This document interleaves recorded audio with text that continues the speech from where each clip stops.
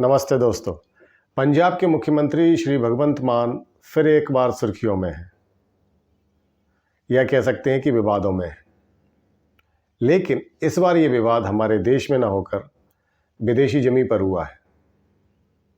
देश था जर्मनी और जगह थी फ्रैंकफर्ट का हवाई अड्डा, जहां पर लुफ्तांसा एयरलाइंस के एक विमान से उनको नीचे उतार दिया गया। तो फिर उसमें विवाद का कारण क्या था? विवाद का कारण था वो आरोप जो कि पंजाब के विपक्षी दलों ने भगवत मान पर लगाया। और वो आरोप था कि चूँकि भगवत मान उस समय शराब के नशे में थे, इसलिए उनको प्लेन से उतार दिया गया। जबकि आप यानी कि आम आदमी पार्टी, जिसकी की सरकार है पंजाब में, उसका कहना था कि ये आरोप सरासर गलत है और इस तरह के आरोप केवल और केवल मुख्यमंत्री की छवि को खराब करने के लिए लगाए जा रहे हैं।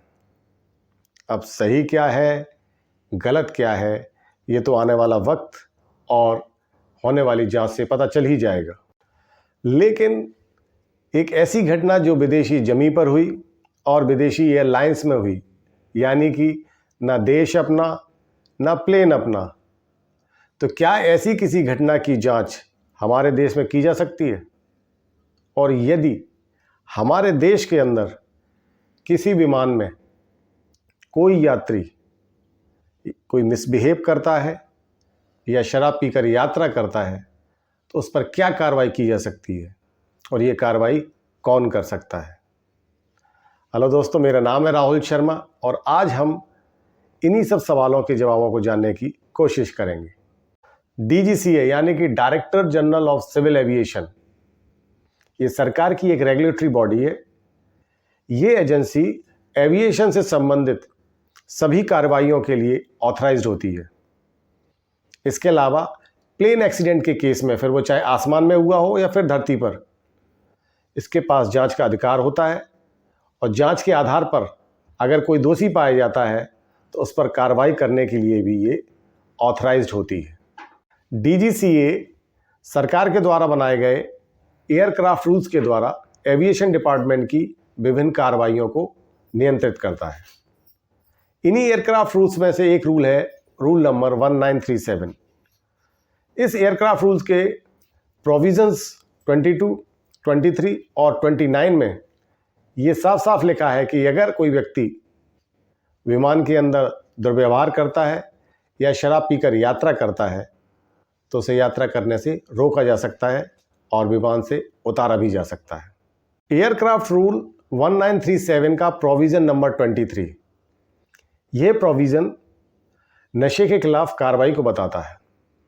इस प्रोविज़न में यह साफ साफ लिखा है कि अगर कोई व्यक्ति विमान के अंदर शराब के नशे में या फिर अन्य किसी प्रकार के नशे में विमान की, यात्री की या फिर क्रू मेंबर की सुरक्षा को खतरे में डालता है तो उसे विमान से उतारा जा सकता है। DGCA के सारे नियम हमारे देश की सारी डोमेस्टिक फ़्लाइट्स में और भारत आने वाली सारी इंटरनेशनल फ़्लाइट्स में लागू होते हैं। लेकिन अगर कोई घटना विदेशी ज़मीन पर होती है और विदेशी एयरलाइंस में होती है तो उस स्थिति में कार्रवाई का अधिकार DGCA के पास नहीं होता है। इन नियमों में समय समय पर परिस्थितियों के अनुसार बदलाव भी होते रहते हैं। 2017 में कुछ विशेष परिस्थितियां बनी थी, उसके आधार पर सिविल एविएशन डिपार्टमेंट ने कुछ गाइडलाइंस जारी की थी।